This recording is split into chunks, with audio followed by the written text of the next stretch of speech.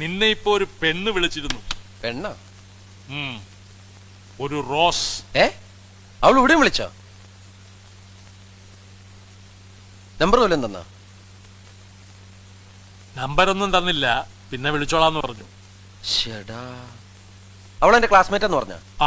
ആ നോണയാ. അങ്ങനെ ഒരു പെണ്ണ് എന്റെ കൂടെ പഠിച്ചിട്ടേ ഇല്ല. അല്ല, എന്റെ എല്ലാ ക്ലാസ്മേറ്റ്സിനും അച്ഛൻ അറിയാലേ? അറിയാം, പക്ഷെ ഞാൻ അറിയാത്ത വല്ല റോസും ഉണ്ടെങ്കിലോ? അച്ഛാ, ശബ്ദം കേട്ടിട്ട് നല്ല സ്വീറ്റാ, കണ്ടാലെങ്ങനെയാ? അച്ഛ, ഇത് ഏതോ ഒരു പെണ്ണ് എന്നെ കളിപ്പിക്കാൻ വേണ്ടി വിളിക്കാ. എന്നെ കടയിലും വിളിച്ചിരുന്നു. അപ്പൊ നിനക്ക് ഈ റോസിനെ അറിയേയില്ല? ഇല്ലെന്ന് പറഞ്ഞില്ലേ? ഇത് വലിയ കഷ്ടമായല്ലോ. റോജാ മലരേ രാജകുമാരി. അച്ഛാ, അച്ഛൻ എന്തിനാ ഇപ്പൊ ഈ പാട്ട് പാടിയത്? ഈ റോജാ മലരേ രാജകുമാരി.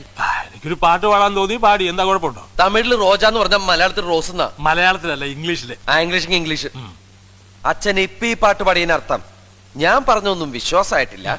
അച്ഛൻ അറിയാത്തൊരു ബന്ധം എനിക്ക് അവളുമായിട്ടുണ്ട് എന്നല്ലേ? എന്നാ കേട്ടോ, എന്റെ അമ്മയാണ് സത്യം. അവൾ എനിക്ക് അറിയില്ല. ഇനി അവള് വിളിക്കട്ടെ, കള്ളി, പേരും കള്ളി.